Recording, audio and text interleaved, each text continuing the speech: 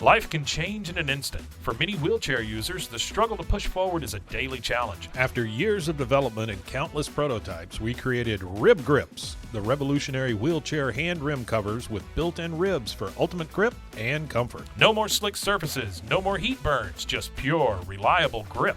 Rib Grips, empowering you to push forward with ease.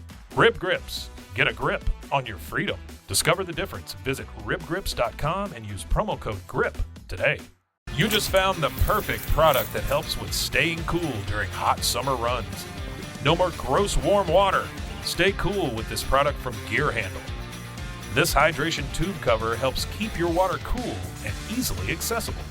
Stay hydrated during those long summer runs or even delay from freezing in the winter. Plus, they're compatible with various brands of water bladders and come in various colors.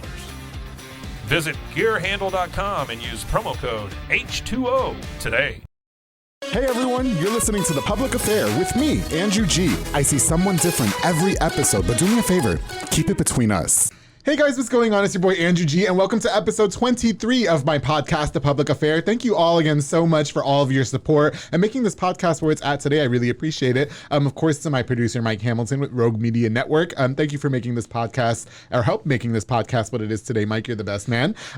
Before we get started with this really special episode, I really want to give a shout out to some of our sponsors who made this episode possible. To my boy Juan Arjon with Arjon Painting. He's a local family-owned paint company that specializes in residential homes, both interior and exterior. He offers the best quality guaranteed and a pretty sweet warranty. So Juan, thank you so much for sponsoring The Public Affair. Make sure you guys hit him up on the number on the screen if you need any painting done to your home. To Nancy Pulsini with Parkway National Insurance. She offers insurance for all commercial trucks, tractor trailers, as well as all contractors, and now home and auto insurance. So basically for all your insurance inquiries, hit up Nancy Pulsini with Parkway National Insurance on the number on the screen.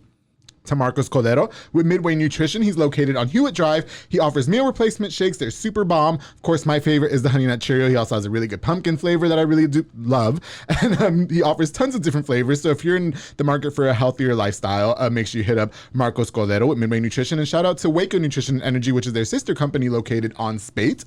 To Frank Biza with B&J Refinishing. He focuses on resurfacing bathtubs, counters, sinks, tiles, and more to original showroom quality. Offers 5-year warranty on most work and the best prices in town, so he's not going to break those pockets. My boy Frank, thank you for sponsoring The Public Affair. Make sure you guys call him on the number on the screen. To Luis Flores with Red Rhino Flooring. He specializes in all type of floor installation, including building custom shower tiles and cabinets, kitchen backsplashes, and more. He also does full home renovations. So if you guys need any of the work of the sorts done, hit up my boy Luis Flores with Red Rhino Flooring on the number on the screen. To Fat Boy Michelada and Botana and Serrano's Carnita with my boy Junior Banda and Miguel Serrano.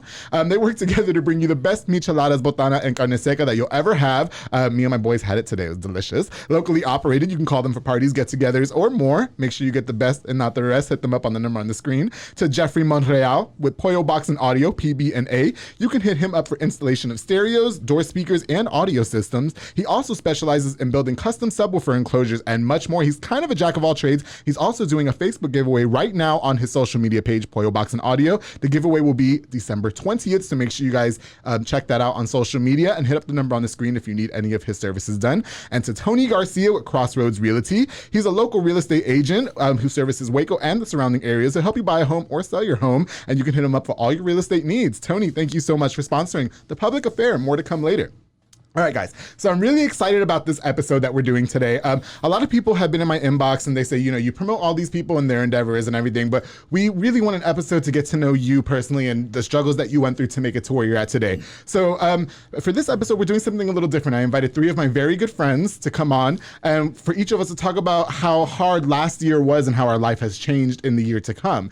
Because we really did have a shitty 2019, and in 2020, it seems like we're all winning. So I really want to introduce some of my very good friends, Edwin Reyes, Israel Carbajal, and Jay Carbajal. How you guys doing today? Hey, what's up, man? Good. Thank you for coming. I really appreciate it. Oh, yeah, of course. This is definitely going to be one of my most personal episodes that I've recorded, and I wanted to, I think you guys were appropriate.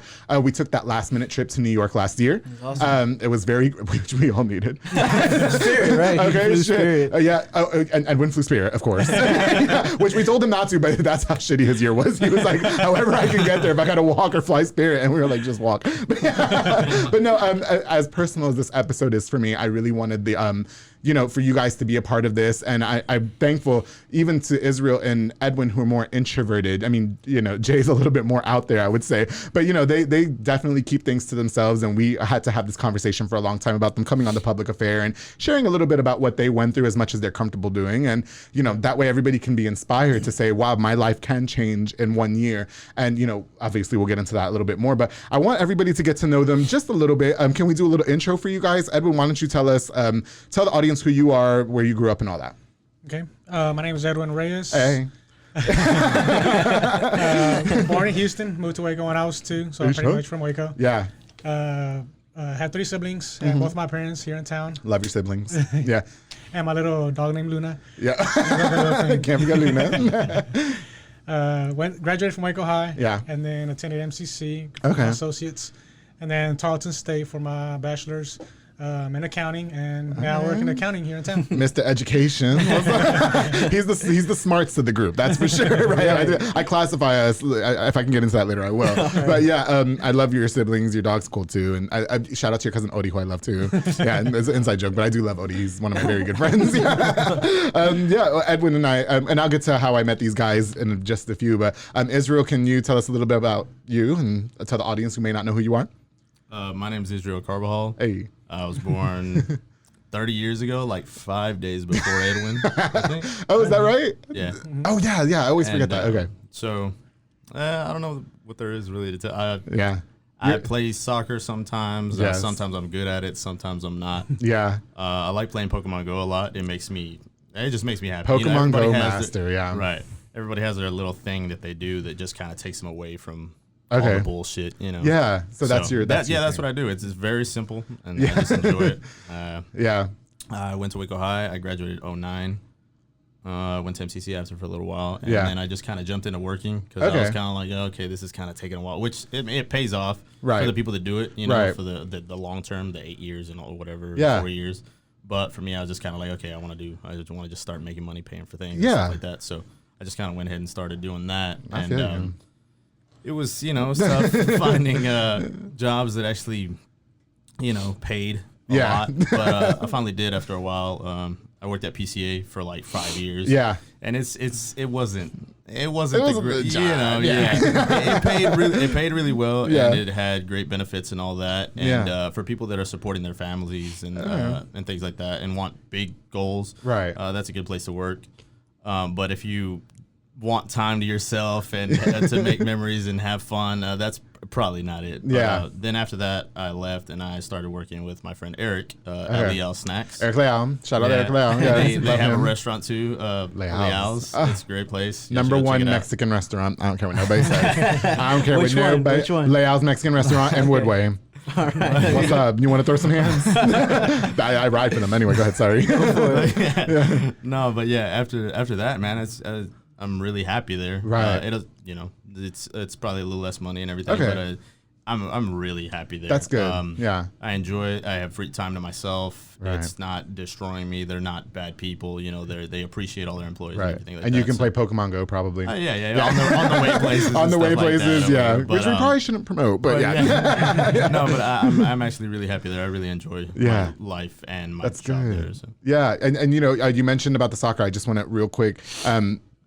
For anybody who doesn't know, the Public Affair actually sponsors your indoor soccer team. You and Edwin are a part of Escuadra Leon. You guys play at Star Soccer Center in Lacey Lakeview. That's what it's called, right? Right. Yeah, and so they asked the public, me, because I am the Public Affair, to sponsor the soccer team. And so my name is on the back of their jerseys. Really cute. Shout out to Manny Cardenas who did that for me. And so, thank you guys for asking me to do that. I think that's really an awesome, Appreciate that. Appreciate showing up for the games. Yeah, I mean, it's hard. Y'all want to play on Sundays and shit.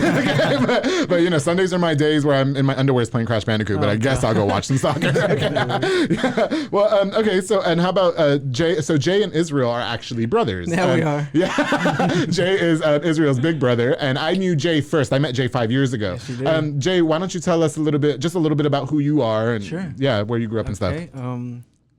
Hi guys, my name is George Carbajal, and so I was born in the city of Mexico. Okay. And so I came here when I was 1. Yeah. And so pretty much I grew up on 25th and Lasker. Okay, 25th and No, you guys are all North Waco. North side. Yeah, I've had a lot of South Waco that was not intended. 25th and Lasker. I'm just saying they all just happen to be from South Waco. And I graduated in 2005 from Waco High. Okay. You know what I'm saying? And since, I guess you could say like that, I've been like pretty much all over the spectrum. Gotcha. But in the sense of academia. Since first I wanted to be a fashion designer at the Art Institute. Yeah. Okay. You know, like, and then or whatever, since I transferred back, like, and I was like, okay, well, so now, like, you know, I could give it another try. Yeah. And so, dude, like, I found my passion in the field of education. Oh, yeah. And so for the past 4 years, I've been at Bishop Louis Riker. Yeah. And it's been one of the biggest blessings of my life. Yeah, you love kids, right? I love working with children, man. Yes. Pre-K 4th through 8th grade. Which is great because we hate kids. Yeah. No, man. You hate kids. Yeah, I hate kids. Oh, yeah, you guys love kids. Yeah, sorry. It's a huge joy to see a child just learn. Like be inspired, yes. kind of, yeah. And then since the term that says before and during the hormones, dude, like that's the stages you see kids. Shit. Like, just like, okay, since first they focus on their work, like, and then they focus on other students. Like, how to annoy them. I'm like, guys, like the work is right in front of you. Right. That person is right behind you. They're not bothering you at all. I'm sure it's frustrating, yeah. But yeah, man. I mean, like, it's pretty cool. Yeah. Like, I've worked pretty much all over Waco. I got you. You know what I'm saying? I do want to tag real quick that they are brothers, and the sponsor who I mentioned earlier, Nancy Pulsini, is your sister. Yes, she is. Yeah, so I got the whole Carbajals in here. All right. That's my middle sister. Yeah, we couldn't that's our fit middle Edwin's whole sister. family. So yeah, so it was Jay, then Nancy, then Yes, Israel. sir. Or Yes. Your real name is George, but we call you George. Jay. Jorge Yeah. Jesus Carbajal. Yes. Oh, why you got the Spanish accents in there? just saying, What's that's how up? it is. We are all Hispanic. We speak I know. Spanish. I got That's how you. it is. Jorge Jesus Carbajal. Yeah, there it is. Yeah. Well, yeah, you guys, these are three of my very dear friends. Again, you know, I wanted to make this episode a little bit personal as opposed to the other episodes as per requested. Last year, it was no secret that I went through a real shit year. Meeting these three guys really helped me lift up out of that dark place that I was in that I'll get into a little bit later. Basically, we all packed up our shit last year and took a trip to New York. Didn't nobody make no plans. We didn't, I barely had, I don't know about you guys, but I barely had the money to go or the time off for that matter. And Edwin flew Spirit. So that's how terrible it was for us. And you know, really that trip for me really opened my eyes to a lot of things in this life when it comes to the people that you surround yourself with. And really I found happiness after that trip. There was a sense of relief for me emotionally when we got back to Waco, and I was like, I just had the time of my life that I did not plan. We had no itinerary. We had no fucking money. I mean, I don't know about you guys. I mean, had enough. I mean, I had some, but you know, the rest was on my credit card was screaming at me. Literally, yes. that's what you were saying. Just like, what are you doing? I was like, shut the fuck up. Okay, I want this pizza, this Chinese. We're not walking, Uber. Okay, so you know. It's fair to say that each of us individually went through a tough time in 2019. And I really wanted to use this episode and have you guys be a part of it to show our audience who might be going through something now that your life can change the way you want it in an allotted time frame. For me, it was a whole year. By the time this episode comes out, you guys, it would have been close to a year that we packed up and left. Right. Last minute. I think it was a trip that you guys were planning together, and the opportunity just kind of got set. I pretty much invited myself. And then Edwin, we had to basically drag on Spirit to go. Okay, delayed flights. Right? I think he fell in the ocean at one point. Like, couldn't find him. Okay, phone dropped. Anyway. But I made it there. Yeah, you made it there, and we were all happy. I want to be able to have an opportunity for each of you guys to share just a little bit, or, you know, as much as you like, about some of the turmoil that you went through last year, and how much has changed for you this year. And then we'll wrap up with how the trip impacted us. And again, I just want my audience to really take something from this and know that the grass can be green on the other side, but you're in control of it. Do you see what I'm saying? Yeah. Of course, I would like to share a little bit as well later on. But Edwin, can I start with you? Yeah. Again, share with us, if I could put it out there, last year you were going through a divorce. Yeah. Okay, so can you talk to us a little bit about that for you and like where your mental was for all that? Yeah. So at the time of the trip, I was going through the divorce. Right. And a month before that is when I had actually first met you. Right. But there was for me, I kind of break it down into 3 time periods. The before the divorce, right, which was probably most of 2019. Uh-huh. It was on my mind the whole time. So just right, trying to process it, trying to decide right, if it's the right thing to do, if it's the right time to do it, right, keep fighting for it. definitely something you didn't plan. No. Yeah, like nobody does that. No, I got married planning to be married for the rest of my life. Absolutely. Obviously, that didn't work out. That didn't happen. Right. But that time period before, it's I didn't tell anybody also. Right. And that was probably, maybe it would have helped if I would have told somebody, talked about it more. Right. I was just trying to decide on my own, just without any outside input, which I don't know, maybe it was good, maybe it was bad. Right. And you mentioned earlier that we did meet a little bit before you were, I guess, started the process or anything. I wanted to tell everybody how we met. Sorry. Edwin and I met last year. It was around November. Correct? Yeah, okay. And he didn't tell me that he was going through a divorce. We were just having a casual brunch, and then he brought it up in conversation, and I was like, wow, that's got to be really shitty. I didn't know the ex or anything like that, so I didn't know what the process was like for you. And so when I met Edwin, he was, I would say, mentally maybe in a dark place. Would you agree? Yeah. So obviously that decision wasn't made lightly. Right. It took a lot of thinking and just trying to figure out, and I never really knew if it was the exact correct decision to make. Right. But that's what was decided, and that's why we moved forward with that. Okay. So that was before the divorce. Dealing with that was a tough situation, and then during the divorce as another time period, I guess that I call, and that's trying to accept it, and then telling everybody, my family and friends, because the way we handled it, the way I handled it, most people didn't know. Most people didn't know we were having problems. Right. And I guess we were just trying to figure it out on our own. Just trying to. So do you think it was something that you might have felt embarrassed to tell maybe your family, your peers about, like your friends? Like part of it was that. Okay. Because did you feel like maybe like you were a failure at something? Like this was supposed to work out. Like this was supposed to be my life. And I think you were the first person in your family to get married. Out of your siblings? Yeah. Yes. So did you feel, were you the oldest? Yes. Okay. So did you feel like there was like a sense of maybe like you didn't get to accomplish this for your younger siblings to see, like, what the hell, like if it doesn't work out for him, you know what I mean? Yeah. Yeah, that was definitely the issue for me. Okay. Leading up to it and then going through it and then actually telling my family and my friends. Okay. So those thoughts were in my head. Right. And not necessarily that my family and friends did anything to make me feel that way. It was just that it wasn't my head. I was just kind of processing it. As an accountant, that's what you do, right? You overthink, right? Because I knew an accountant too, and he overthought a shit ton of things, and I was like, I overthink it. I think scenarios, so that just made it hard. So maybe just talking about it with somebody else, that probably would have made it. Who was the first person that you told that you were getting through a divorce?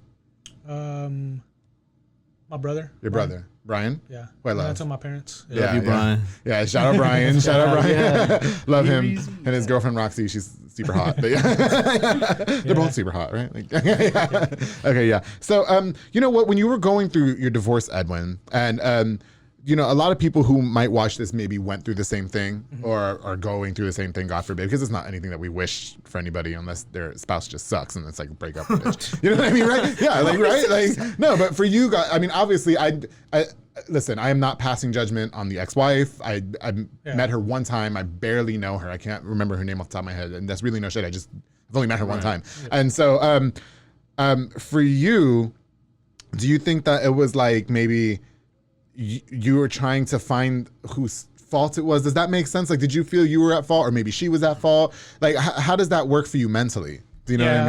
I was definitely trying to figure that out. Okay, like what you did wrong, I guess. Yeah. Okay. Yeah, trying to figure out what I did wrong, where it went wrong. Yeah. What could have been done differently. Right. And I never really got an answer for that. Sometimes you don't. But I just had to accept it, and then to me the third stage of it is accepting it and starting to move forward. And, you know, things changed. My life changed. Right. Went from living with her to living by myself, and then started doing things differently, doing things that I wanted to do again, finding myself again. Because, I kind of lost myself in a way just because you live your life with somebody else. Right. So just starting that new process, which it was very hard in the beginning, and then I feel like I got over it somewhat quickly just because I stayed positive about it. Like it was a new beginning, new opportunity. Yeah, definitely. Obviously, I didn't want to go through that. Right. But if I'm going through that, I mean, just think positive. And my circle of friends made that a lot easier. My family, my circle of friends made that a lot easier. And you guys are included in that. So, yeah, like it's just. Yeah. It was just something hard for you to go through. Yeah. And so would you say that, there was nobody to really blame per se then? Yeah. It was just something that, and you were married for 2 years, is that correct? 3 years. Okay, yeah. So it was just something that maybe it was or a situation that maybe you guys just grew apart in. Yeah. And it was just like, okay, let bygones be bygones. And that's it for the most part, right? Yeah. So you say that when you say that you found yourself again, would you say that in the marriage you felt binded in the marriage, or do you just think that life just simply changes when you're not married anymore? Like, not that maybe the person that you were married to was holding you back from anything, but when you say that you find yourself, can you get into a little bit more depth about that? Or like, is it just like, now I have to stay positive and find out things about being single? Like, how does that work for you? Yeah. Yeah, like you said, it's nothing against like the other person. Right. For me, it was just that I was used to that life, and so life for me was going to be different being single. So just finding things, started doing things again that I used to do that I probably wasn't doing as much. Hanging out with friends that I wasn't hanging out with as much. Right. And then just, I guess, just starting to enjoy life differently, better probably. I got you. So I mean, I feel like I've gone through that pretty good, and feel like I'm happier now. So I think that's good. I got you. So it's the divorce is 1 year later, correct? Like we're at a year already.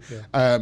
Do you think that, because I always think that things in life are situational. Things happen for a reason. Yeah. Do you, now when you see it, do you think that maybe that was kind of supposed to happen? Again, we don't want it to happen. Nobody wants to go through heartbreak. You know what I mean? Nothing like that. Nobody wants to go through losing a loved one. Yeah. If you're going through a divorce, for you is embarrassing. Like for me, I'd be like, y'all get the fuck over. I'm not tell you. You know what I mean? But, like for you, do you think now looking at it a year later that maybe that's what was supposed to happen? Like that was what your, I don't know, what was crafted in your life. You know what I mean?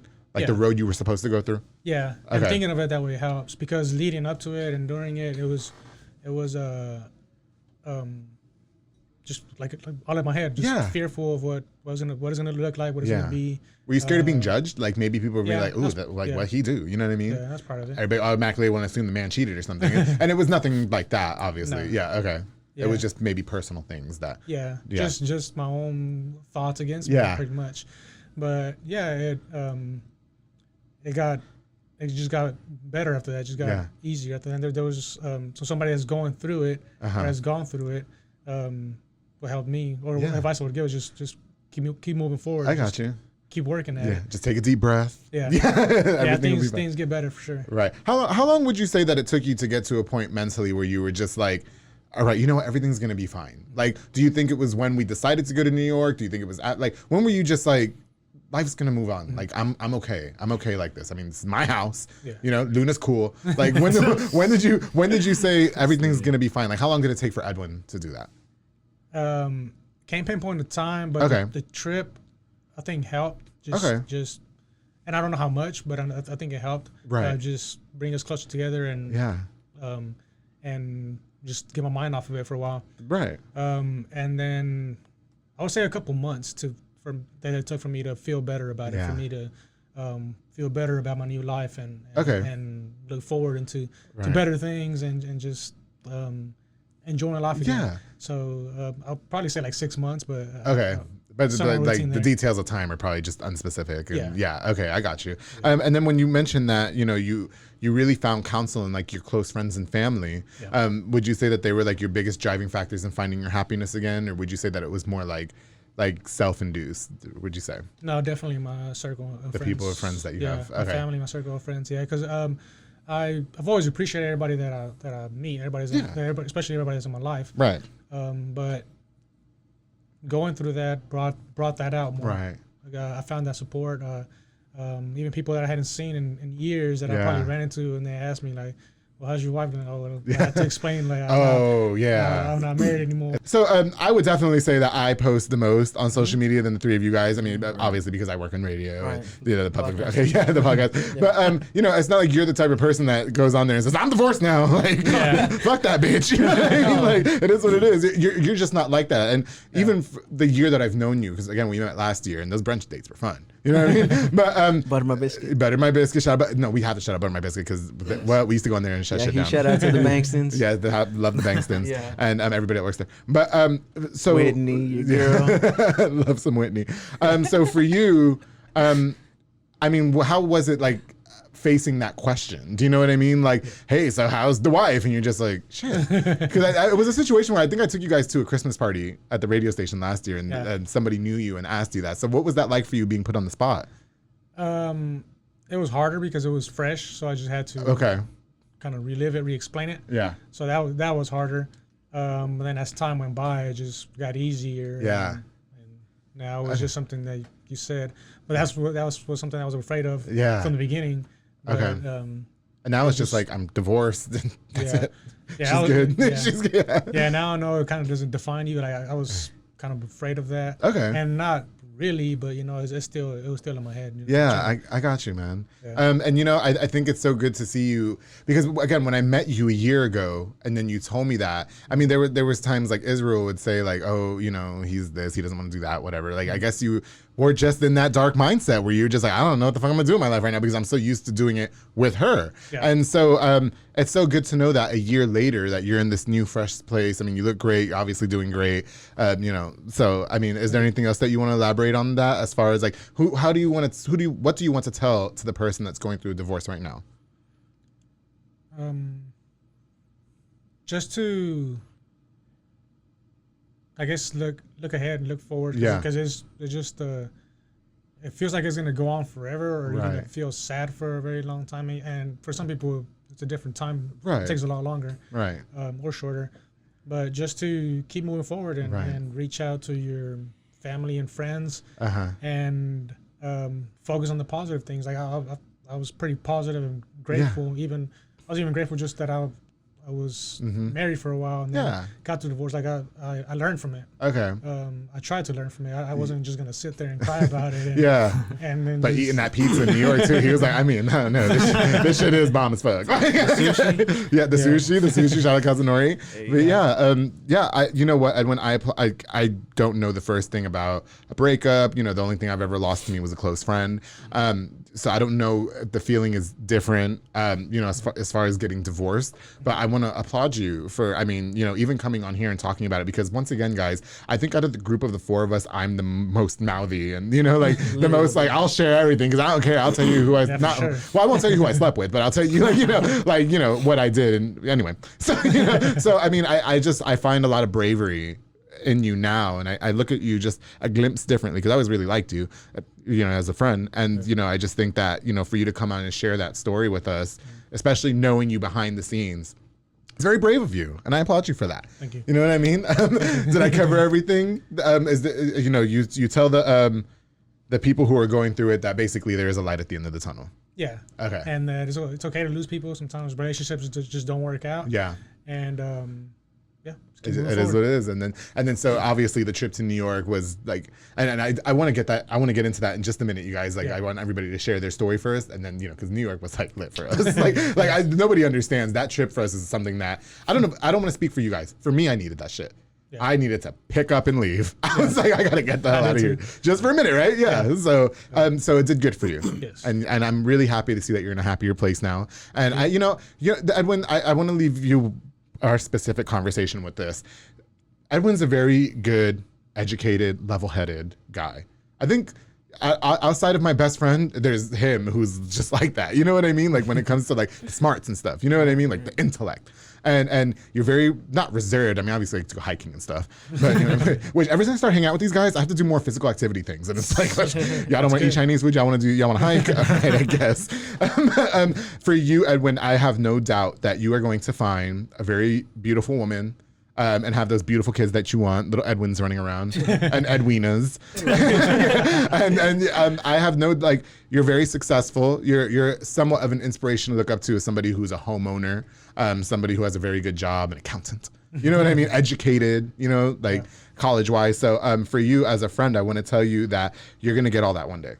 I see it. And I hope that, I don't like kids or nothing, but I'll buy them little Christmas presents. You know what I mean? Like, oh, here you go. Gift cards and stuff. So hang in there, man. And thank you for your friendship during that time up to now. Absolutely. I mean, it's definitely not. Again, you guys stepped in my life in a time that I really needed. Yo, not for nothing, that shit was fate. Like, honestly, because I didn't know what the hell I was going to do with myself. It worked out pretty good. Yeah, it worked out really good. So I'm really happy that we met, Edwin, and thank you again for sharing that. I appreciate it. But now, I met Israel 3 years ago. Yeah. Right, about 3 years ago when Jay would do laundry at my house, and he brought Israel one day. I guess Israel just bored. And it was when Nintendo Switch was kind of fresh, and we were playing Super Mario Odyssey, the Nintendo game. So Jay was doing laundry at my house, and I had never met Israel prior. He was very quiet. Very and that's what I got to know about Israel is in the beginning when he meets you, he's not very, talkative, and he's very to himself or whatever. And when he gets to know you and feel you out, he's really a great guy. And so we got to know each other a lot by playing Nintendo, because we ended up being the entire game, like by fluke, we just did, which took a couple hours at least. Yeah, and so Jay took his time doing his laundry because he was infatuated with all the levels, like all the Japanese things.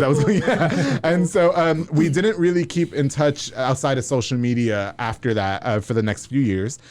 Last year, after my situation, which we'll get into a little later, Jay was working at Butter My Biscuit as a server.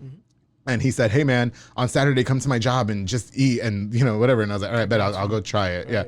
And so I was there by myself. I was getting ready to go to Austin later that day for my cousin's birthday. That's right. Yeah. And so I just had me, I'm a mimosas whore, you guys. I love mimosas. Don't put anything in my mimosas except the orange juice, all right? And the champagne, darling. And so I was just sitting there, and I think I sent you a Snapchat. Is that correct? Well, you had it on your story. I had it on my Snap story. Okay. So I was right next to Bankston's, right? And you were at Butter My Biscuit, yeah. And I was playing Pokemon, right? And I just did a raid there. I got a shiny clink out of it, and then I just checked my social. I check my social media every now and then, and I saw that you were over there having mimosas, and I was like, hey man, I was just over there, and you were like, oh come on, come back, have a drink, and I was like, you know what, all right, cool. Because I think we were hitting each up like, oh, we're gonna have a drink, then we're gonna have a drink one day, and we just never did. Yeah. So I was like, just do it. I'm by myself now. What's up? Yeah, and I happen to have the time. Yes. Outside of Pokemon Go. So because one thing about Israel, you can't fuck with him when it comes to Pokemon Go. Like I thought I would, and I want to get into this a little later. One of the things that I appreciate about our friendship is that I've never had a friend I was gonna say my age because I don't make friends with people that are like kids. But I've never had a friend who fucked with Pokemon as heavy as I did. Right. And that's where you and I felt connected the most. Because there's people who say, oh, I like Pokemon, but they don't even know what Pikachu evolves into. Right. Or how he evolves into Raichu. But for you, I mean, we knew everything from dex numbers to this is where you find this Pokemon and this. Their abilities. Yeah, their abilities. And he can learn this. And that was like, I really connected on you on that level.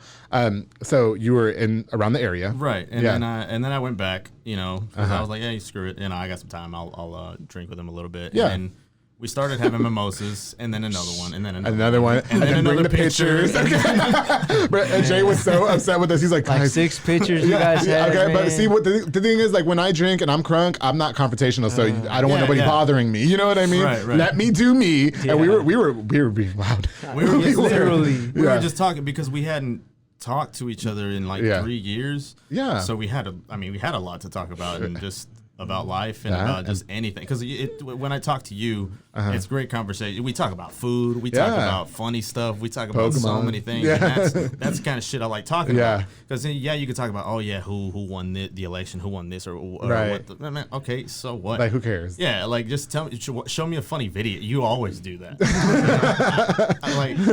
It was great. Can I tell the funny thing that you said? Well, I'm gonna tell that. Okay, sure. So we're eating, and here's the thing: the majority of my friends, as I've shared with you guys, are straight men, and so everybody thinks that we're all sleeping with each other, which we're not. And so when I was talking to Israel, we should hang out some more after this because again, I really vibed with you on the Pokemon shit. Like y'all don't understand, Pokemon is my thing. Everybody knows I fucks with Pokemon heavy as fuck, like heavy. Don't tell me that you're a Pokemon master I've been playing since before you were born. You can take several seeds. You got that. I got Angel, your girlfriend bought me that Snorlax. Shout out to Angel. Three of us got Snorlax. We did. We're gonna do that for Christmas. Yes, sir. But Israel. Anyway, so we're done, and I said, yeah, we should hang out. And he's just like, man, just no gay shit, all right? It was the way you said it that I was like, what are you talking about? because I've never had a gay friend like that. Not that you had to you're set that weird line. or something. But like, no, I understand. Yeah. It's the same as. I don't necessarily think people that are way older should be friends with the opposite sex or whatever. But like, let's just say you're friends in high school or something, right? You know, and it's a guy and a girl, and it's just like, let's just not, don't come on too strong or anything. It doesn't matter if you're gay or whatever. But and I knew where you were coming from, and just before everybody starts attacking you because they think you're homophobic. I understand where he's coming from, and anybody who's told me that too, because a lot of people do have to tell me that, and the thing is.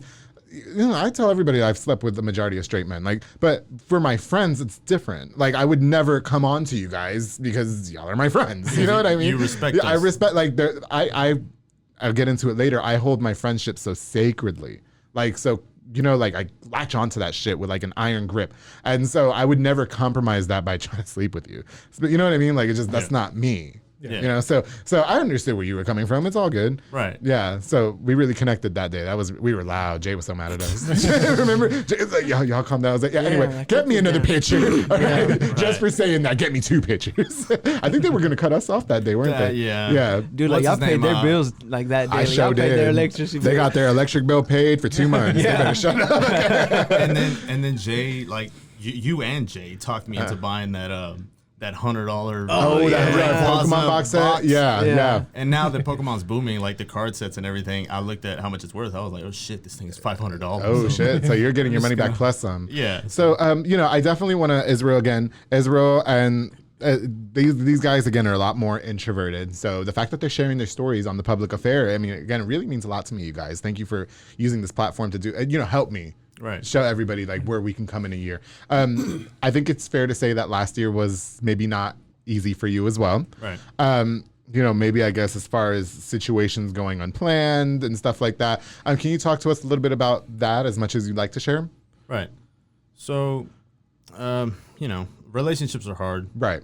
They're, they can be. Yeah. They can be because honestly, when you find the right one, it's easy. Right. It's the same as friendships. Like you've had difficult friendships. Yes, definitely. You have easy ones. Yeah. And would you say that whenever you have easy ones, they're very happy? You are very. I would happy? definitely say that. I love being in a good friendship where I'm not feeling like I'm scared to text you, or if I call you, you're gonna have a fucked up attitude and curse me out. Like, right. You know what I mean? Yeah. And that's not bad on the other person's part either, because maybe you're just not for each other. Okay. And that's okay. Yeah. Like, if you tried and tried and tried and it just wasn't working, or you're just kind of bringing each other down in some way, it's okay to say, okay, this isn't going to work. Like in a friendship or a relationship. Yeah. It's okay to say that and just kind of move on. There doesn't need to be any ugly crap after either, like, I'm going to talk shit about this person, or this person was this. Like, it does nothing. It doesn't do anything. So, for me, I mean, things were tough. I was divorced too, and Edwin told me, and I was just like, I always forget that because it's been some years since you divorced, right? Right, yeah. And it wasn't. I mean, we both tried, Yeah. And it was the best thing to do, just to divorce. Just go separate ways, yeah. But yeah, and actually, we had gotten separated first, and then dealing with divorce. Everybody talks about it like it's like, oh my god, it's this, like and that. Hard so we gotta split shit. So we didn't really like do it right away. Okay. We just were separated, and then all of a sudden it's like, hey, we should probably get a divorce. I was like, oh yeah, I guess, Yeah. All right. And Edwin said, excuse me, this is my house. Go ahead, move out. I had to throw that in there. Go ahead, sorry. I started doing the process and everything. So I was like, I'll take care of it and everything. And it was actually a lot easier than people make it sound. I guess it's whenever you have those relationships where people are like, oh, I want half of this, or I want this or that. Like they're but fighting, for us, it's just like, just everybody keeps the regular stuff and whatever. Okay. So, It's not like you're going to take her panties. Like, can I have my panties? Like, bitch, like, because y'all didn't like have property and stuff like that, right? No. But yeah, and even now, like I never like was salty towards her or her life or anything like that, or family and everything. They were great, and I'm happy for her now. She seems to be very happy, and that's great. Like, I have no reason to sit here and be like, fuck her, Yeah. Why? So it's healthy for you to move on in that manner, would you say? Like, right. I mean, because now you're not living with like all this venom. You know, right. Shakira has that song, No se puede vivir con tanto veneno. I love that song. But yeah, like, you know, she says in the song that you can't live with so much venom or so much hate. Like, it just, what does that do for you? Right. Yeah. And then when I was you know, I dealt with that, and then Edwin had told me, like, you know, a year or two, however long it had been after that you told me that we were out drinking or whatever. Yeah. He said that, and I was just like, in my heart, I'm just like, you know, me, I beat myself up a lot, and so I'm just like, yeah, you know, I'll go through divorce, whatever. But then when Edwin told me that, I was like, no, not you. You know, not my friend Edwin. That I care about a lot. Like, you hate to see the people that you care about go through tough things. Absolutely. You can deal with things left and right because you know your own strengths and weaknesses and all that. Yeah. But I guess the people you care about, you hold them so close that they're like, no, these are my people. Don't hurt them. You know? Right. So whenever he was dealing with that, I kind of knew, you know, what he had to go through and things like that. So it was tough. Yeah. You never want the people you care about to deal with those things. But I got you. Yeah, I remember we got super thrashed. You know what? Like, as far as moving, like for you, you mentioned in the beginning of the episode that you find a lot of your happiness and joy in Pokemon Go. Right. And, you know, a lot of people might think that that's silly, but I think that's a positive and healthy habit. Yeah. So, I mean, it's not like you're sitting there like getting high off cocaine and heroin. You know what I mean? And then you're just in your room like, fuck my life. You know what I mean? Right. Yeah. And I think every hobby, even if it's a great hobby, it's all good in moderation. Like, let's just say I was like neglecting everybody or something like that. It's probably not good to do. But I mean, you can enjoy everything little by little, except like heroin or something like that. Yeah, like using illicit drugs is not the way to go. Yeah. Just be smart. Yeah. But, I mean, we might have that one night of like, oh my God, but then like you pick your shit up and you move on. Yeah, you know what I mean? Like that night Edwin told me that he was getting a divorce. Man, we got so Wow, really? Yeah. Was that the night that you guys were at? Oh. Yeah. Was it that night? So was it that night? You guys were at La Fiesta? I messaged Yeah, it was right because you messaged me the picture of you guys all in bed. Not like that. It wasn't like that. Excuse me. Not like that. So we were drinking, and then that was going on. Then you want to be there for your friend and everything, and it's just like we just kept drinking, and then I don't know. We just kind of blacked out. It was unintentionally. It was like 5 or 6 of us. Right? Well, because then we had brunch after that. Yeah. Because I messaged you. I messaged. We all ended up at Brian's house. Yeah. Somehow. Thank God. Yeah. Like we were there, and then I woke up. I'm like, what the fuck is this next to me? And it was Ben. Yeah. And then I moved this way. Like I moved my elbow, and I'm like, who the fuck is this? And I'm like, oh shit, that's Edwin. I'm like, okay, well they're alive. Yeah. And then they're alive. No, wait, that was you. I was next to you. He was. That was you. And then somebody pops up from the ground. And it was Ben. He was like, what the fuck happened last night? Oh, shit. And then Brian finally walks in. He's like, bro, I don't remember getting over here. I was like, oh. I was like, go look at your truck. He was like, yeah, there's nothing wrong with it. I was like, and it's a good solid friendship because everybody had their clothes on. So there was no betrayal. And then I remember because even though I messed with you because I sent you the picture and then I was like, don't get any funny ideas. You said you were just sitting there folding your clothes. I was doing fucking lunch because we had made brunch plans the night before. Right. And then so y'all just all showed your asses up to brunch. I did not. That was the first time I met Edwin and Ben and all of them and Brian. And so you guys just all showed your asses up to brunch. Y'all were a hot mess express. I got drunk at brunch that day, and then Edwin. That's when you actually shared with me that you were going through a divorce. Like you were just like, I don't know if you know, but I'm going through a divorce. I was like, I'm sorry. Jeez, you want another drink, or maybe you didn't need one at the time. So as far as moving on for you and finding happiness, right? It's something simple for you like Pokemon Go. Dude, it can be many simple things. Like now I'm in a relationship with Jennifer. Love Jennifer. Shout out Jennifer. It's really easy. It's not difficult at all. You know, we don't piss each other off or anything. Yeah, we have a little differences every now and then. Like every relationship. It's not hard, and that's really a breath of fresh air. Yeah. And I'm not saying anything bad for any of the people that I've been with in the past. Okay. Because I'm sure they're happy with somebody now, and maybe it wasn't me for them, and they weren't for me. Right. And that's okay. Like. You don't have to take to social media or like hate them or anything. Yeah. It's just what it is. It doesn't do anything. We move on. Yeah. Yeah. So but now like after meeting you, everything just kind of snowballed from there. Yeah. You know, everything is now because now you're in our lives like crazy. We can't get rid of you. You know, so nobody gets rid of Andrew G. You're just around, and it's so easy. You know, I don't have to force the friendship or anything. Like you said, I've never even talked raw to you. Oh yeah. Excuse me. The Carbajal's mom's got a little mouthpiece on her, and I don't know if it's just because that's y'all both have mouthpieces just like your mom. I don't. Excuse me. Yes, they do. And so now I know where we get it from. But no, that's the only one that love your dad. Yeah, your dad's smart man because he knows. But so for you, I mean, I get you're in this very healthy relationship, so to speak, and you and Jennifer. I mean, she plays Pokemon Go right there with you, and as far as our friendship goes, Israel, the one thing that I can say that I appreciate our friendship for is that it is simple. Like I can remember we were just playing Super Smash Brothers and we got cheese and sausage from the fucking mall and cut that bitch on the table and was like, all right, let's play Super Smash Brothers. And then we, again, we both have a mutual love for video games and Pokemon. So Pokemon Sword and Shield come out like that month and we stay up till, I've never played a game. 10 hours, 12 It was hours. 13 hours. I have never, and you guys know that I love my games. I have never in my life spent 13 hours on my couch playing video games, but I did with Israel and I woke up with back spasms. That's how I know it was lit. So for you, what I appreciate our friendship about the most and what I can say about you is that it is simple. It's nothing is forced. You're an easy person to talk to. You're not with the dramatics and stuff like that. Right. You just get up. If nobody takes your Pokemon Go from you, then you're good. What you want to eat. You know what I mean? That's what I told my mom like the other day. Because I'm not the best at keeping up with my family. Yeah. I love them to death. I do. Yeah. I don't know. I'm with you there. Like I'm trying to do me over here, and right. Y'all do your thing. Everybody has to do their thing and grow and everything. And I don't want a day to go by for them to be like, oh, he hasn't talked to me today. He doesn't love. No, I do. It's just I understand that you're grinding, I'm grinding, mom's, whatever. And so also I was telling my mom, I was like, dude, life is really not that hard. Right. Like let's just say you're driving, you get pulled over, you get a speeding ticket. Pay for it.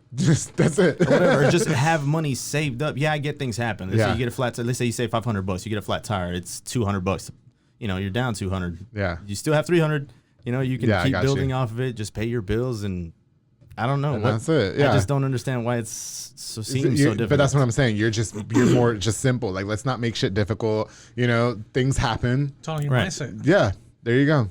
Yeah. So, like Israel has a similar mindset to me. So whenever I told him about going through the divorce, the fact that he had been through one, and then similar mindset, he really helped me out and giving me good feedback, right? Because he understood me and I understood him. Right.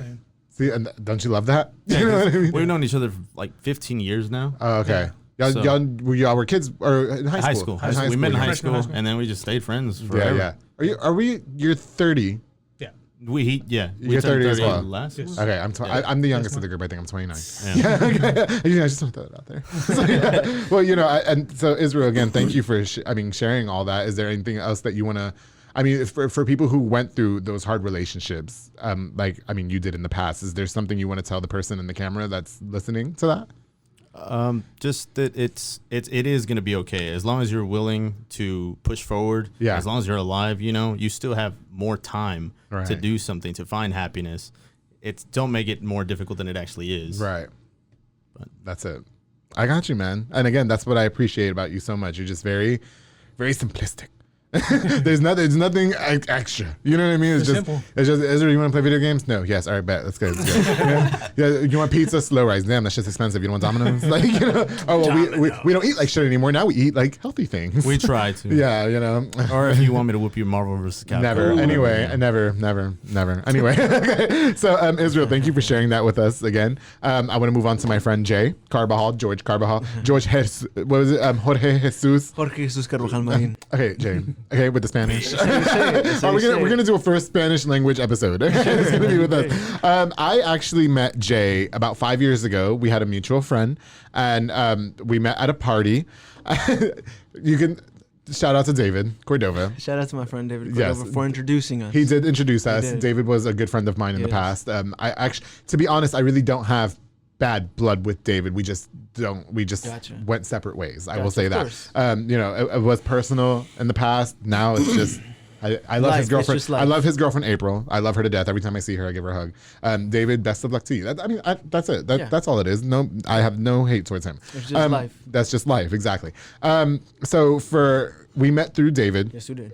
Cordova, and it was at a party. So it was when, you know what's funny about that party? Because Jay does not drink, guys. At all. He does not drink. And so I was... Okay, so sorry for interrupting. Yeah. Yes, it's very rarely and seldomly that I'll drink. Yeah. But the only reason that I don't is because I just don't... It would be like one Smirnoff. Yeah, like literally just one Smirnoff. And it's either green apple or... that one or the screwdriver. Okay. Since the first time I ever drank, dude, I was like, 12 years old at my uncle's house. Like, it was after New Year's. Took one small sip of champagne. Like, and I'm like, okay, I'm going to go home. And, like, literally, as soon as I step outside, I just throw it up. Like, oh, really? Literally, yeah. Just dude. a little sip? Like, yeah, just one. You can't hold it. Yeah, just one, dude. Because champagne is my drink of choice. I was like, no, thank you. There was another time he drank, too, whenever I turned 21. Oh, that's right. Sam's on the Square. Was it allowed to drink, or? No. No. You can tell them. The owner to Sam's on the Square, who was it? Adam Whitaker, dude. Yeah. So I guess they went to high school together or something. Yeah.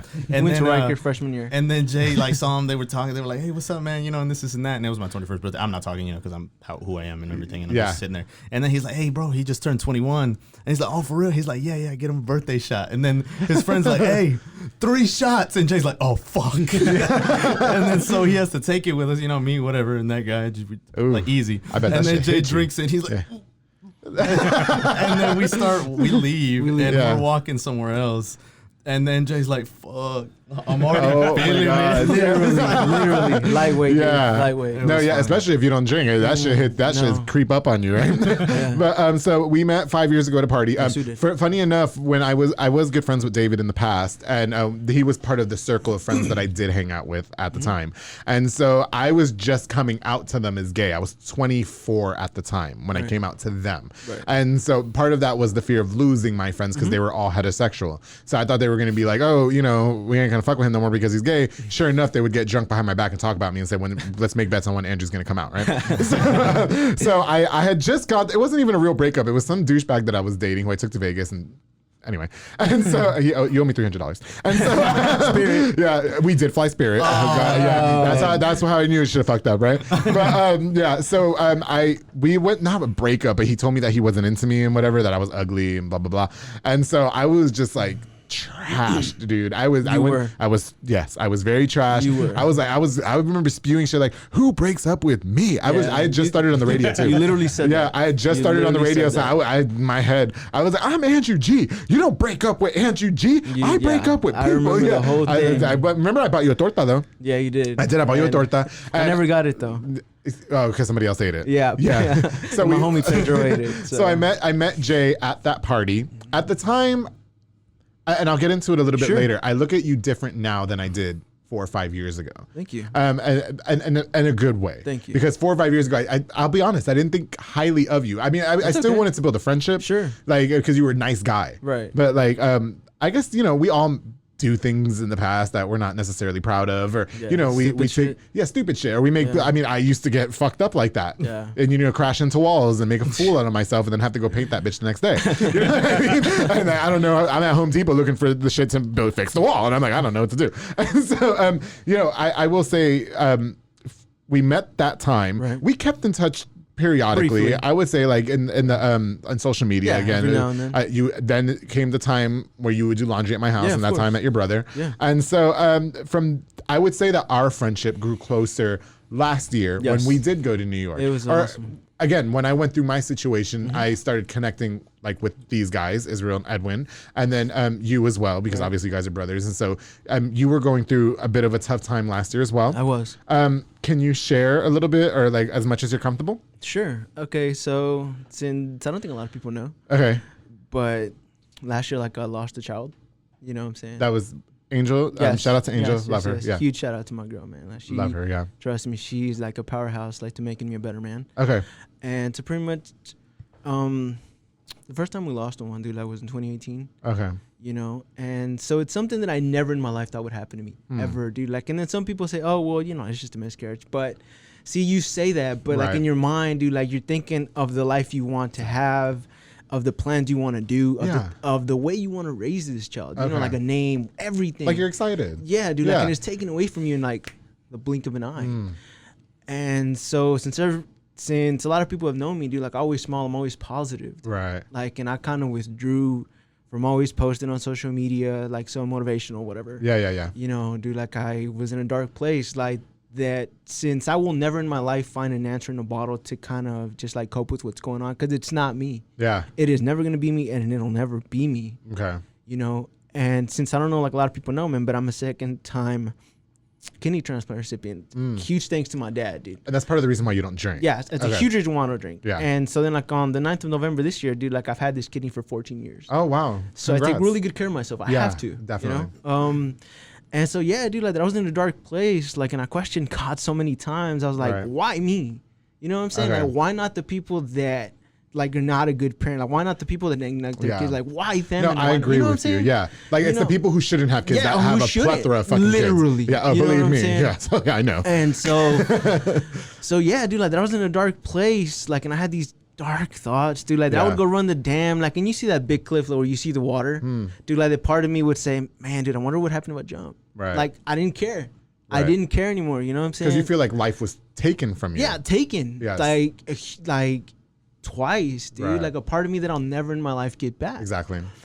And so little by little, dude, like I asked God, just give me an answer as to why this is happening. Right. You know, dude, like what does the universe want from me? Right. Right. Right. And so, dude, like that's when I can say like the teaching and boxing have been my biggest blessings. You're a big boxer, yeah. Yeah. Mm-hmm. And so even though like I never competed, man, but it's a workout that allows me to stay mellow, stay calm, and a lot less angry at anybody and everybody. Okay. It's a way to kind of like release some frustration. Exactly. Yeah. And a healthy way at that. Yes, a very healthy way. Mm-hmm. And teaching, dude, it's allowed me to just make an impact in a child's life. Right. From a small age to like a teenage age, and somehow always be remembered some way. Yeah, like people will remember you as that person. Yeah. And so, you know, just like little by little, man, like 2019 to after that happened, man, I was bitter. I was angry towards my mom, like get away from me, like, towards my girl, you know, dude, like I didn't want to talk to anybody. Like you were mad at the world. I was furious. Yeah. And so that trip to New York, dude, since y'all saw like half the time, dude, like that I was at the boxing gym. Yeah. Dude, Jay's gonna find a fucking gym no matter where we go. Always we can be in the middle of the desert. There's gonna be a fucking gym somewhere. Always, dude. Like when y'all were booking the hotel, I was like, please make sure it has a gym. Okay. You know, because I have to get my workout no matter what. Anyway, yeah. You know, no matter what. Yeah. And so, bitch making requests. Yeah. Yeah. That was hard to find that hotel anyway, but anyway, it did have a gym. It did. It did have a gym. Yes. And so anyway, I Googled like boxing gyms around here, dude. Like, and I found. Oh my God, thank God, dude, like the Mendes boxing gym, like shout out like to the Mendes boxing gym and every boxer I met there. Right. Cause the late Mendes, like which was the owner, like who recently passed because of COVID, dude, he shared a few words like of inspiration with me since he saw when I came in, and you know, like I paid my fee just to train. Yeah. And so I just hit the bag. I did my rounds. I didn't say nothing to anybody. You know, like, and I left. Like, and I came back. You know, again and again, until the last day he stops me. You know, like he's like, "Hey, you're not from around here." Or you're like, "No, so I'm from Texas." Yeah. And so he's like, "All right, what's your flannel?" No, sir, was a giveaway right there. Yeah. Nobody in New York City talks like that. Literally. Yeah. And so his first question was like, "Okay, where's your flannel?" I was like, "Oh, why?" He's like, "Well, you're from Texas." I was like, "Yeah, but I mean, not a lot of us have pistols." Right. You know what I'm saying? And so then he's like, "Okay, is this?" I asked him like that was a gym. Oh, he's like, "Oh yeah, this is my gym. Like I started this and this." You know? And I was like, "Okay, cool. My boxing saved my life." Like, and he asked me how. Yeah. Like, and I told him like, and I was like, exactly. Since I noticed like now that you're leaving, dude, like your bag is like less full. So I got like, you. Huh? What do you mean? So he says like emotionally, dude, like what you brought in. It's not leaving with you. Okay. You know what I'm saying? Like you left it there. Yes, like I left it there, dude. Like, and I interacted with a few boxers that come from nothing. Yeah. That are like now like competing in the Olympics, like made their pro debut, like, and a lot of them have various reasons as to why they're doing that. They train, like what it brings to them. Right. And so, man, dude, it slowly brought me back. I got you. And so now, since I don't see life as, oh man, dude, like I have to have this because that's what everybody's supposed to have. Like, slowly but surely, I somewhat like tell God, like to please keep my baby safe. Yeah. Since they're watching me work hard and trying to succeed, since it's all I know how to do now. You know, I kind of want to touch about you shared that you and Angel suffered through 2 miscarriages. Yes. Would you say that you said that it strained you as a person? Right. Like you were very angry with people, and then part of the reason how you were able to quell that anger was through boxing and stuff like that. As far as for her, how would you say that it affected you guys as a couple? Do you know what I mean? Because a lot of people go through miscarriages and they blame each other. Yeah. And since I guess in a sense, like she thought, oh well, you know, like maybe he's not gonna see me, you know, the same anymore. Like he might not want to be with me anymore. Okay. And so, since I told her a few times, okay, maybe like we're meant like to have something different than everybody else. Okay, that's a guess. Yeah, because maybe like the 99% of the world has this, right? But maybe like we're supposed to be part of that 1%. Yeah. That has something different. Like maybe sees the world, right? And travels and like sees places like that everybody only hopes they could, right? You know, but can't because they have actual responsibilities. Because it's crazy to say that, because a lot of people go through that. And I knew a girl, and I'm going to share this with you. Sure. I knew a woman 10 years ago who it was a woman that I worked with. I don't want to put her business. I don't want to name her name because I don't know if she wants it out there. But she would come to work and cry because she's like, I can't give my husband kids. Yeah. The doctors are always telling her, you're never gonna have no kids. You're never gonna have any kids. You know, like she's like, he's not gonna want me anymore. He's not gonna want to be with me. This is affecting my whole life. Maybe that's how Angel was feeling as well. Right. And I will say, 10 years later, she's got 2 of the fattest kids that you'll ever see in your life, like very fat and healthy. So I always tell people, like, you know, even if I'm no medical professional. I don't know what that's like. I'm not going to question the doctor's judgment. I will say, however, I've seen more often than not that people are always told you will never have a child. Right. And then fucking 15 years later, they got all these damn kids running around. And I can see what you said too about the part where it looks unfair, because I know another woman who was never able to have a child, and she looks at the biological mother of her, she calls her son, but it's her stepson. And she goes, that woman doesn't even want him. She didn't want him when he was 3. Yeah. Why does she get to have all these kids? Yeah, I feel that about a girl that's in my family. Well, how you get to have 4 kids, but my friends here who want kids can't have them. Right. Yeah. You know, so it looks unfair. It does. But you make a very good point in saying that maybe God has a different plan for you too. But it doesn't rule out the possibility. One day you guys might have some fucking kids. No, true. True. Keep trying. And since she knows, dude, like that I'm studying like to be an English educator, I want to teach overseas, like, and I told her, like, I told her, babe, as soon as I get an opportunity to go, I mean, you're coming with me. Yeah. Just like wherever I go, you're gonna come with me. Right. Like whatever life I can build for us, I will. Yes. Why? Because I want to. And it's got to be a strong relationship that you and Angel are in, because it's not an easy thing to go through. No, it's not. Yeah. But and I applaud you, Angel. Yeah. Honestly, yeah. And dude, she completely opened my eyes, like, since the day I met her. Right. Since I used to be that person that, like, literally thought, oh yeah, I'm like, good things are gonna happen. You know, good things are gonna happen. Yeah, whatever. You know what I'm saying? I don't have to do this. But she opened my eyes, and now, dude, you kidding me? I love working so much. Like, Jay got 100 jobs. Yeah. So she tells me now. Yeah. No, and I love that about you. Yeah. So basically now she tells me, man, like, you need to take a day off. I was like, yeah, someday I will. Yeah. Someday I will. But right now, like, if there's time to do things, like, and there's time to make money. Right, yeah, definitely. Know? And so now, dude, like, that there's a lot less worry for, oh man, I gotta pay this bill on time, whatever. Yeah. And so now I can welcome to real life, right? Yeah. And so, yeah, man, since it's like I've told her, man, like, that I want to take you to certain places like that, like, we've only dreamed of, and build a life that is for you and I. Yeah.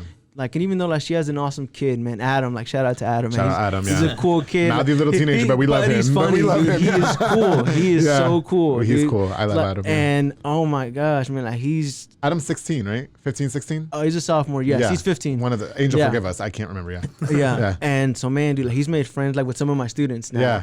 You know? And so, no, man, like, he's become, like, a part of my life, like, and I feel like I've gotten a chance to somewhat know what it's like to somewhat be a role model. Yeah. Like... as a father. I got you. And then, of course, I have my niece, like, who's also just, she's also, yeah. He's like, oh yeah, we have a niece. yeah. That's Nancy's daughter. Yes, it is. And she's also our goddaughter. Oh, okay. You know what I'm saying? Yeah. This feels like me when it comes to the niece and nephews, right? Oh, I guess, I forgot. I just know that she's our goddaughter, and if, like, Nance and Jeremy just, that we would just keep her alive. Jay would be good at being a parent. I'll just make sure she doesn't get harmed and she's staying alive. And so now, so you would just give her to Jay. And so now, man, working with kids, like I love it so much to where I can never, like, just like not try to cheer up a child, like if I see them cry, because I never want to see a kid cry. I got you. Like for any kind of reason now. If their parents are saying something to them, saying, "Oh, they shouldn't have done this," then I'm not gonna say nothing. Yeah, I got you. But if they're crying because somebody's trying to harm them, then I'm gonna protect them. You're not mine, but I'll protect you. I got you. And so since it's how I have slowly turned my life around, because God's has blessed me. Yeah. Just like with the opportunity to have like 200 kids, like who are my students. Yeah, exactly. And so that's a blessing within itself. Right. And again, I applaud you guys for, I'm sure it was a hard thing to go through. You and Angel to go through that. You guys seem like you're in a pretty good relationship. I love her. I love when we get together and play Animal Crossing. I introduced them to South Park. They love South Park. Yeah, Butters. Butters. We call it Butters. The Butters. And so, but before I wrap up with you, Jay, Jay actually, not much of a business, but like a brand that he created called CRB. That's right. And so he made the public affair shirts. Well, I'm not wearing it right now, but oh, you have it right here. Oh, let's get it on. Well, I've worn it like on every episode. But yeah, as you guys see, it's simple. We're gonna work on another design, right? We are. We're gonna make a more abstract design, darling. Literally. But yeah, so Jay makes a really pass the other shirts too. Yeah. So the majority of the t-shirts that I wear on the public affair are Jay shirts because it's really outside of button downs. Because when I was 300 pounds, that's all I wore, and now excuse me. I'm sorry. And then, so I can wear t-shirts now. So Jay is very creative when it comes to the designs of his shirts. And again, I think I've worn this one too. Actually, fun fact, I think this is the shirt that I wore on Adrian Fajardo's episode. Yeah. Which is one of my favorite. I love all my episodes, but that one was one of my favorites and one of my most personal outside of this one. And so this one is your most recent design. Can you talk to us a little bit about CRB, what your inspiration behind that was and stuff like that? Okay, so CRB is pretty much it's a brand. Yeah. And so it's the abbreviation CRB is like a small abbreviation for our last name, Carbajal. I didn't get that, but yeah. Yeah. No, I didn't even see that. Yeah, of course it is. Yeah. So C... Carbajal. Yeah. Yeah, of course. And so it stands for Creativity Radiates Brilliance. Clever. So basically, like if you're creative in anything, whether it's culinary, fashion, writing, then obviously you're going to radiate just some sort of brilliance. Right? Yeah, I got you. And so the method that I have in this is to not have any expectations, because everybody that designs something expects to sell 100, 500, and if they don't, man, dude, that they point fingers, you don't support me, whatever. Right. So to me, dude, since I'm happy just with what I can sell and when I can sell it, because it's exclusive, right? And since I'm never gonna reprint twice. And as long as it's out there, right? Yes, as long as it's out there. Dude, and I've had friends in Philadelphia, New York, California, Chicago, all over. They're like, dude, I love your brand. And my homie wants, another one. I was like, yeah, but I don't reprint, bro. Mm-hmm. But we met keep that a hot lookout guy for the new in one. New York City. Remember, he bought a shirt. Exactly, Kazunori. I think his name is Mike Lewin. Mike, shout out to you. We met him at Kazunori. Yeah. And so man, since it's something good that allows me to keep on learning the Adobe Illustrator program. Okay. And thus pushing just different kinds of designs. Since the person I go to way before I even start something is my brother, since I ask him, hey man, so I'm thinking of doing this design. Mr. Opinion. No. Yeah, no, I got you. Something like this and this. He's like, yeah, that'll work. We just kind of tweak it like this and that. Then once I'm finished, he's like, hell yeah, that's badass. Okay. And boom, just right then and there, promote it for 2 weeks. I'll take pre-orders, Yeah. And then you sell them. That's it. Yeah.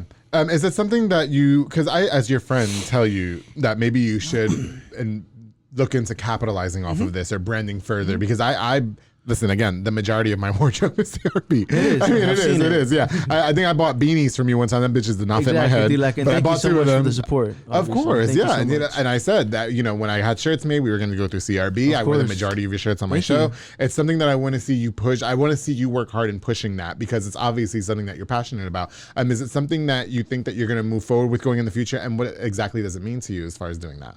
Okay, so this to me is like a little kid, right? Okay.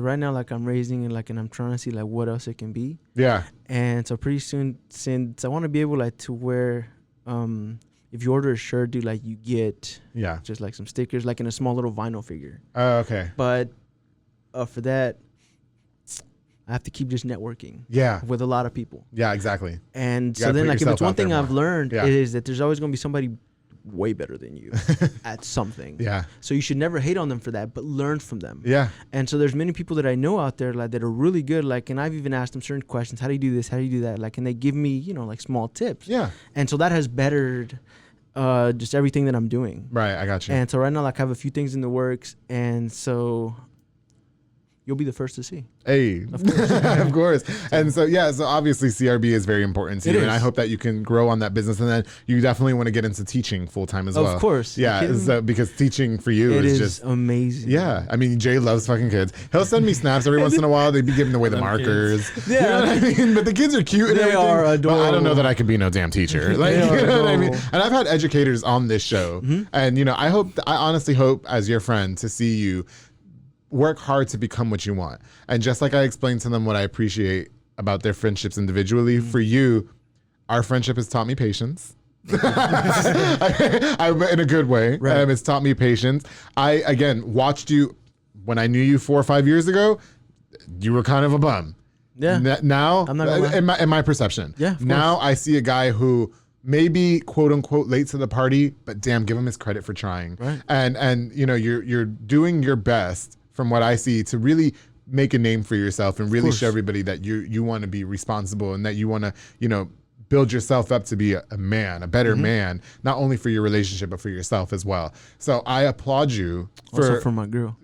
That's what I said, right? Yeah. For Angel. Yeah, no.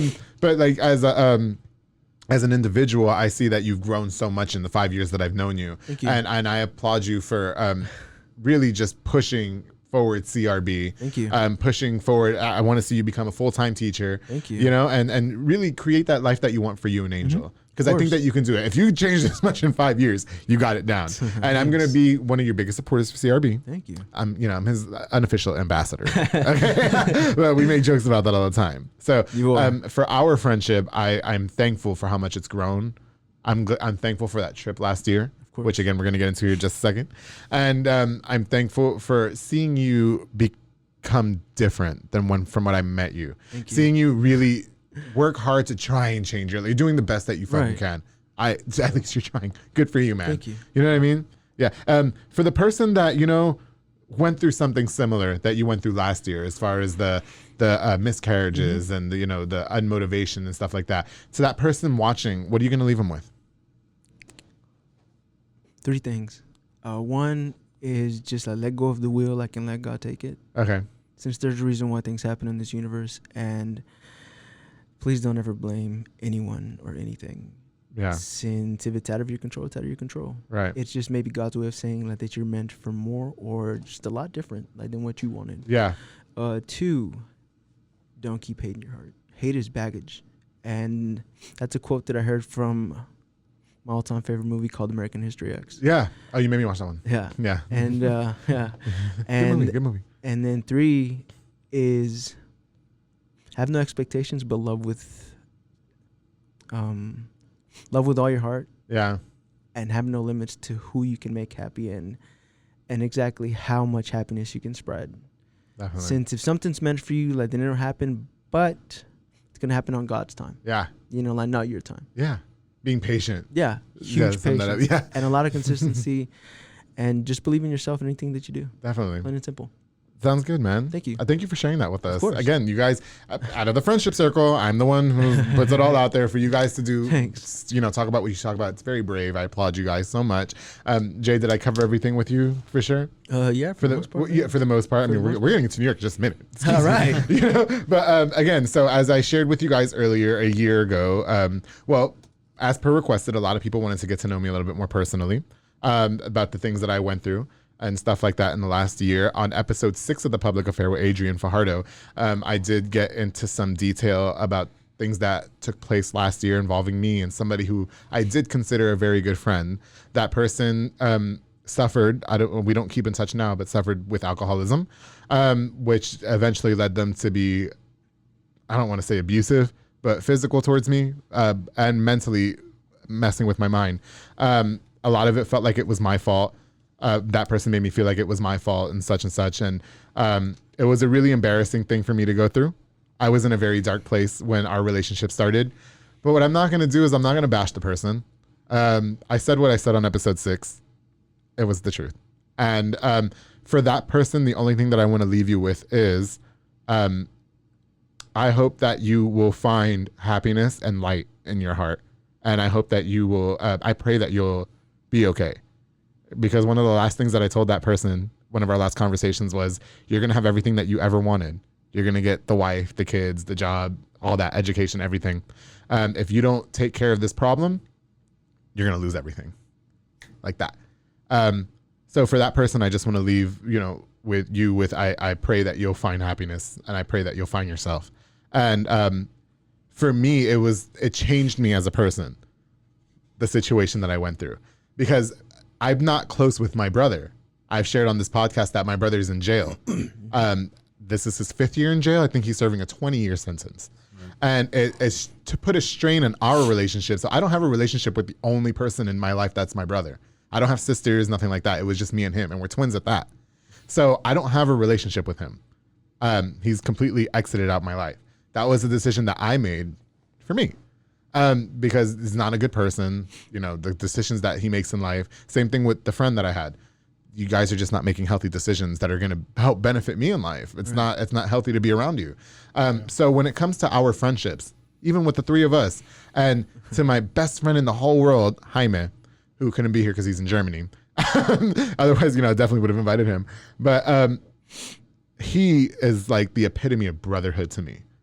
And going through those hard times, it was a little different with the friend because we're all mutual friends, like we're in the same circle and stuff like that. Right. So he does his best to not get involved. He did acknowledge that he fucked up. Like, you don't just beat your best friends up. You don't do that. Yeah. Unless I slept with your girlfriend or something, which is not going to happen because, I don't sleep with girls. So, but you don't in a drunken rage just beat your friends up. Like, you just don't do that. And, again, as I shared on that episode, I was maimed, like bruised. I felt like I couldn't trust people, if that makes sense. Yeah, it makes sense. And I was even like, skeptical about entering relationships with the 3 of you, or anybody new for that matter, because then I think in my mind mentally, oh my God, I'm just a big fuck up.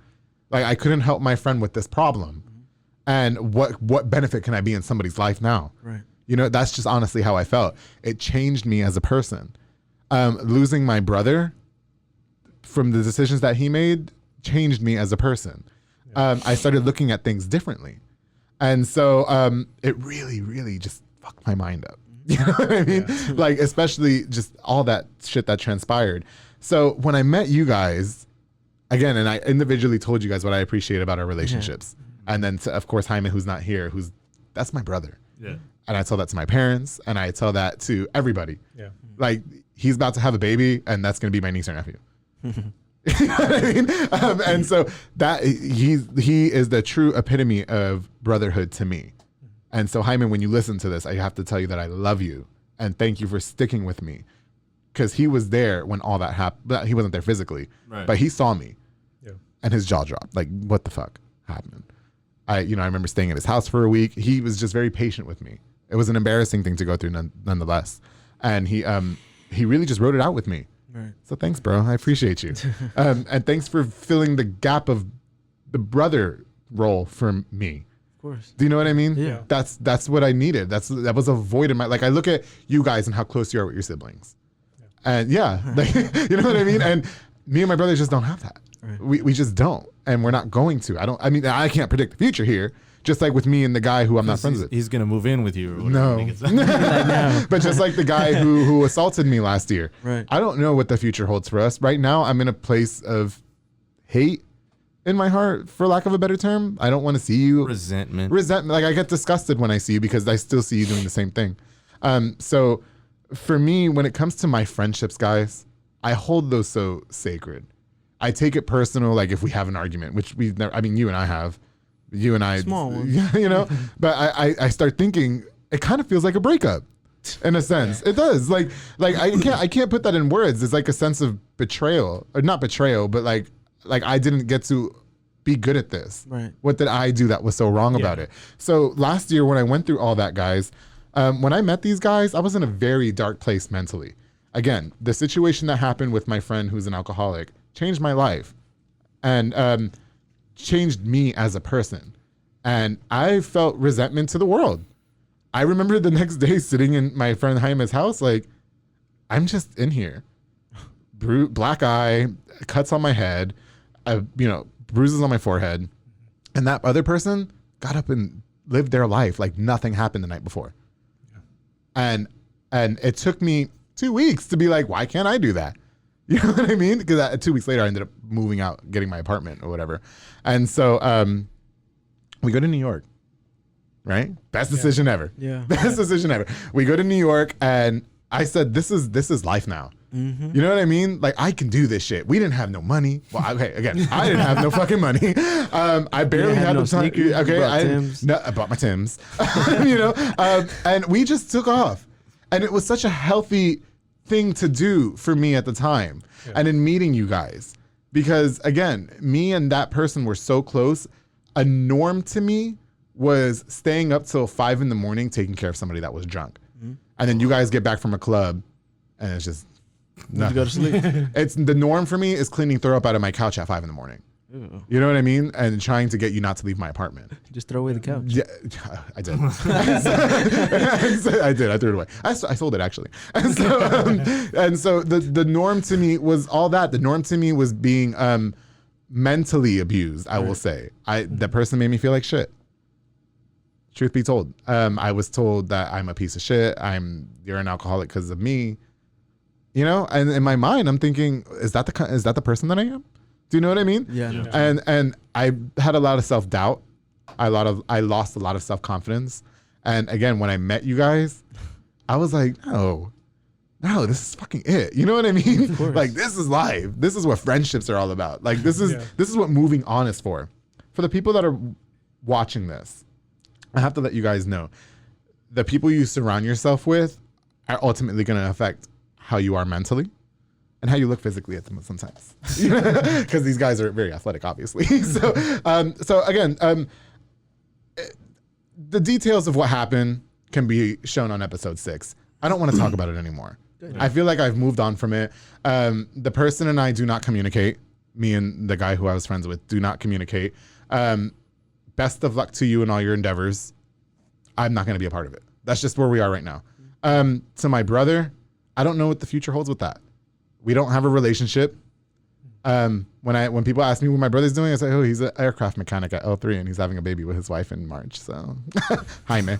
So, you know what I mean? So that's where I'm at with that.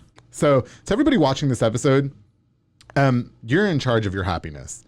If there's one thing that I learned in this world, and the best advice that I ever gave you was that you have to find your happiness, obviously in something healthy. Well, as we discussed, you don't want to just go getting fucked up and drugs and drinks. That's not. You're in charge of your own happiness. Stop blaming the world for your issues. That's how I'm going to leave that part of my conversation with. Again, the details of what happened. Check out episode 6 with Adrian Fajardo. That's how I'm going to leave that there. Moving forward, I'm over it. We're good. I'm good.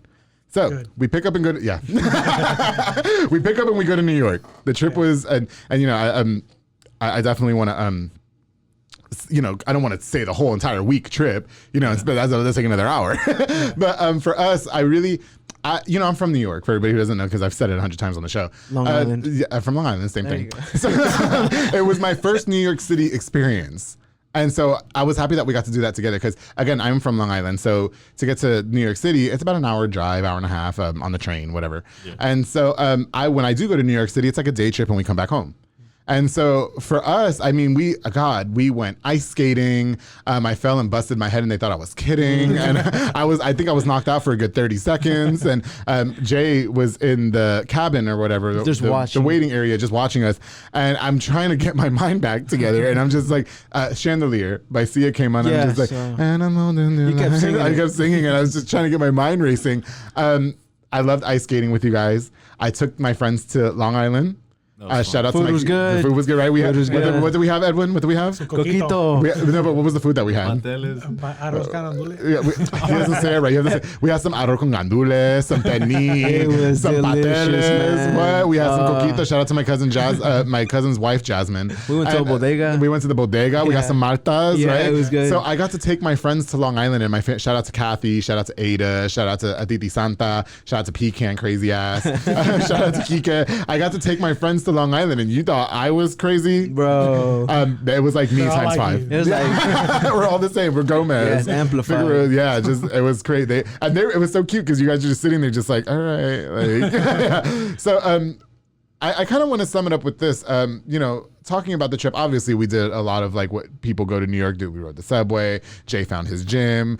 We ate bagels. We ate pizza. We ate your cheesecake didn't have the chocolate or strawberry that it needed. Oh God, yes, the cheesecake was delicious. Oh wait, real quick, we go shout out to the Red Eye Grill in Manhattan. And see, we were trying to play it up, and so because I was on the radio, and then I was like, okay, I'm gonna say I work for the #1 hit music station, and I'm like the top DJ. Edwin's gonna be the top accounting firm manager. So Israel owns his own snack company, and then Jay's gonna be the fashion designer that's coming up, right? And this is how we're gonna walk in. Well, none of them follow suit. Okay, but the food was bomb, right? Yeah. Shout out to the Red Eye Grill.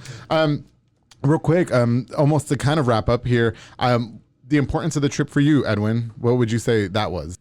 I didn't know it at the time, but and deciding if I should go or not, if it was the right timing or not was difficult for me, but decided to go, and I think it was just a good distraction for me at that time. Okay. Distraction for me, and then experience something new, New York, activities over there, and then brought me closer to y'all. Got to experience more time with y'all, and then just grow a relationship. Yeah, that's what's up. I appreciate that. How about for you, Israel? I think it brought all of us closer together. Taking a trip to a different state with certain people, it's not just something you do with strangers. Yeah. So it really brought us all closer together, especially rooming with you guys for 4 or 5 days or whatever. Jay, who takes up the whole bed. Yeah. It was really fun. It was really fun. I got to spend time with my brother. I got to spend time with Edwin while he was going through some stuff. Yeah. You while you were going through some shit. Yeah. And it was great because I got to see all of y'all happy and smiling and enjoying life versus like, oh man, life's, kicking our asses right now. Exactly. So it's nice. It's nice seeing those, the people you care about happy. Yeah. So, and I needed that too. So I agree with you. It was really fun. Kazunori was great. I love Kazunori. Delicious. The people who were making the sushi too were fine. Jay, how about for you? What was the importance of the trip for you? Let's see. Honestly, man, to just like see the Big Apple all over again. Yeah. Since the first time that I went, it was in 2017 for just like a figure convention. I got you. But this time I feel like I saw just a little bit more. Okay. And I enjoyed just every second of it, man. It was it's amazing because I saw like a different side of you that I never knew existed. I was laughing my ass off the whole time, everything you were doing, dude, like the little brands that you knew, man, dude, like your cologne, just like we're like, oh no.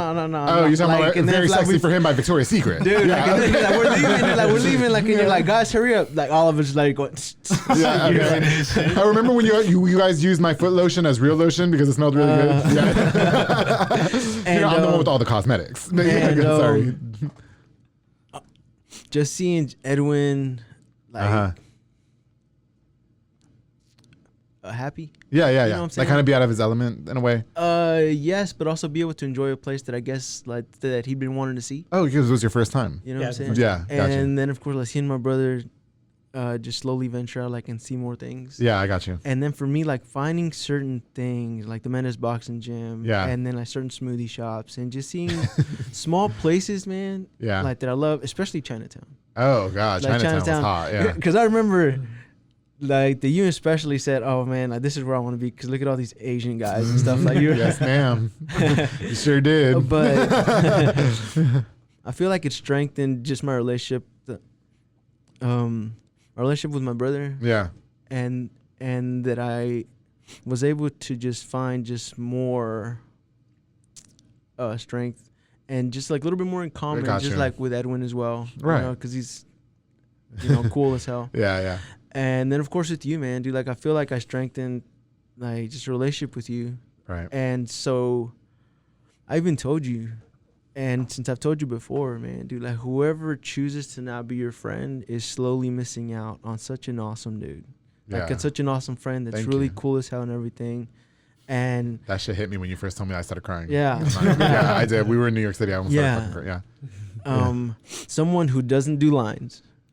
Who doesn't do cover charge, and who literally is just. I'm not paying $10 to get into no club at all. but dude, like you have a certain charismatic aura. Thank you. Right? Yeah. And so pretty much I want to say like that I appreciate your friendship. Thank you, Jay. It means a lot. And so thank you like for allowing us to just be part of your life. Since you brought a lot of joy into our life, like in our family gatherings, a lot more lit since you're here. A lot more lit. I try. You know y'all know I still love my Apothic Red. Wine. But yeah, man, since I guess you could say like that the main thing like that I was able to do was breathe. Okay. You know, since I felt suffocated like with everything that happened. Yeah, definitely. And just being there, I was like, okay, I'm good. I'm strong, and since I know that life will go on. Definitely. And I know that this is not the end. Yeah, I got you. And that I haven't even reached my end game. So got you. It'll be great. That's what's up. The trip meant a lot to me, you guys. Again, I was in a dark place in my life, as I shared. Going with, I barely met you. Yeah. Our friendship was only strengthening at the time, and you and I were just getting to be on a real friendship level.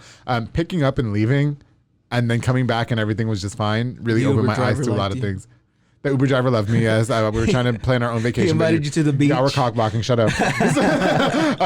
The trip for me meant a lot in the aspect of seeing that life goes on. Right. I got to surround myself with 3 really great guys and do things that were not planned, not scripted. We just went out there and took New York City. We walked and 1 year later, I'm in a very much happier place. Again, when this episode airs, you guys, it'll have been 1 year since about 1 year since we decided to pick up and leave.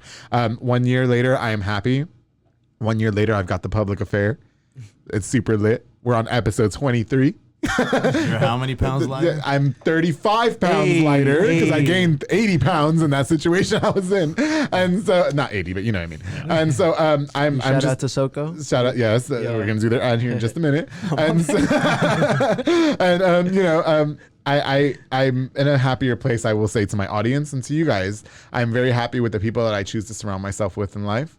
Everything, like I discussed with you, Edwin, everything is situational. Maybe that was supposed to happen to me.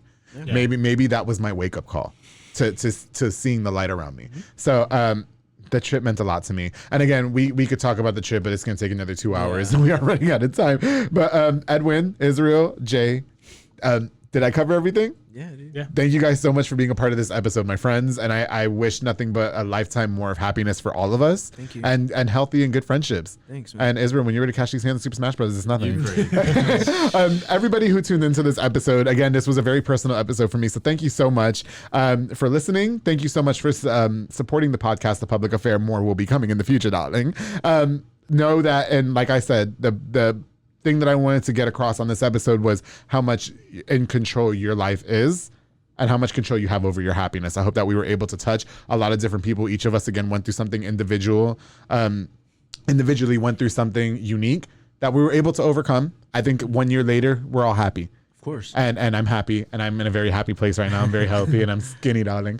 And great. So everybody who tunes into The Public Affair, thank you all so much. Again, make sure you subscribe to the YouTube channel at The Public Affair. Follow me on Instagram and Facebook at The Public Affair. Before we leave, I want to give a shout out to a couple more of our sponsors. Of course, to Elite Barbershop with Sid Rodriguez.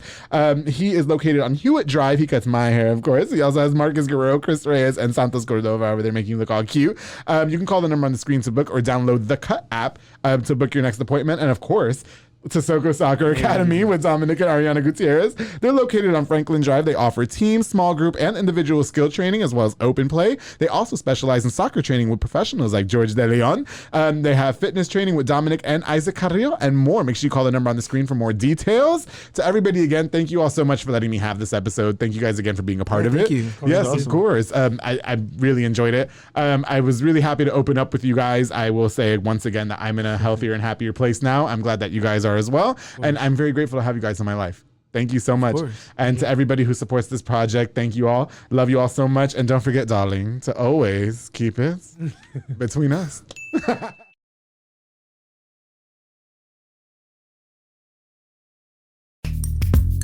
Are you a podcaster? Let's talk podcast hosting. Are you tired of your current podcast host? Need real support in a community that gets it? At Rogue Media Network, we offer top-tier podcast hosting services to help you thrive. From hosting and distribution to dedicated support, we've got you covered. Starting as low as $25 a month. Join our community of passionate podcasters today. Contact us at hello@roguemedianetwork.com.